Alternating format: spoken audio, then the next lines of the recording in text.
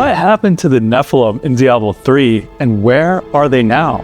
Let's talk about it. So before we talk about where the Nephalem is now, we need to understand who is the Nephalem and what are they? The Nephalem are the original humans born into Sanctuary from their parents who were originally Inarius and Lilith. They're essentially the children of angels and demons, or in other words, a very yin-yang union. As a result, the Nephalem ended up being more powerful than any demon or any human.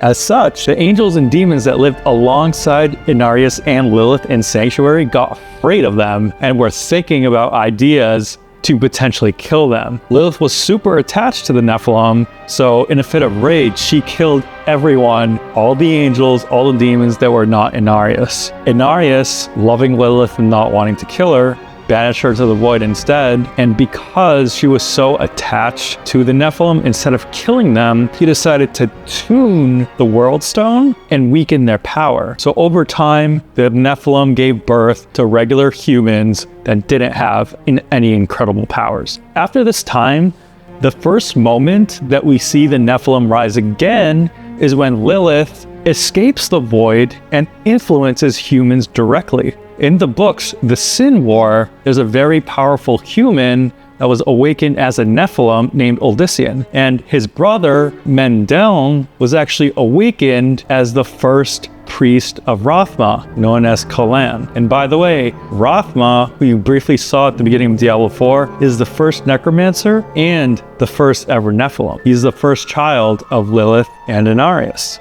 Now, after the Sin War storyline, which if you're interested, I'm happy to make another lore video about, there were no more Nephalem being seen in Sanctuary. However, what was the catalyst that caused the Nephalem to fade from humanity? That was the World Stone. So in Diablo 2, when Baal corrupts the World Stone and Tyrael destroys it, that tuning of humanity to weaken them by Inarius unravels.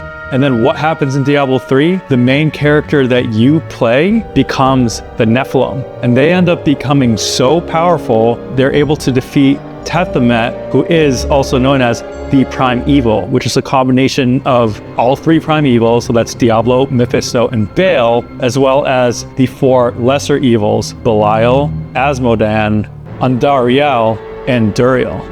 And not only this, they were able to defeat an archangel, the Archangel of Death, after he wiped out 50 to 90% of all humanity, leading to the disastrous world in Diablo 4 now, and after he absorbed the Black Soul Stone, enhancing his already significant power as an archangel with the Prime Evils. As a result, Tyrael had this to say at the ending cutscene. In that moment, with victory at hand, I saw the Nephalem in a new light.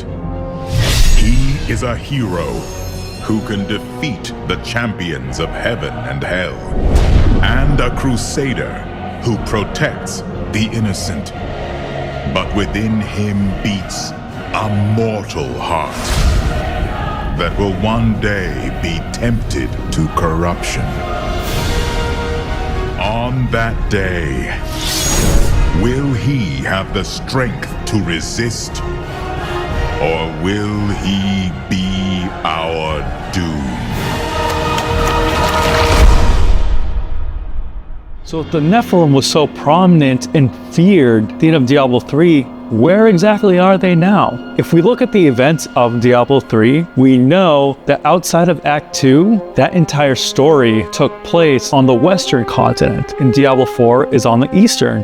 And also, a good amount of time has passed between Diablo 3 and Diablo 4, which is 50 years. So for all we know, the Nephalem could be deceased. The only person who would know is Lorath, because he is the only figure that interacted with the Nephalem that's around in Diablo 4. Another missing figure is Tyrael. In fact, the only time we heard about Tyrael was in one little tidbit mentioning mysteriously leaving the Haradrim Order. If you're interested in a lore video about Tyrael, comment off. In all transparency, I have a feeling that the idea of the Nephalem becoming corrupt and going back and having some sort of dark Nephalem antagonist was potentially a subject for the second expansion of Diablo 3 that ended up getting canceled. Whether that's true or just speculation, time will tell as we eventually will move to the Western continent and ideally be reintroduced to Tyrael. Thanks everyone for tuning in. If you enjoy videos like these, please subscribe, comment, and like for more content.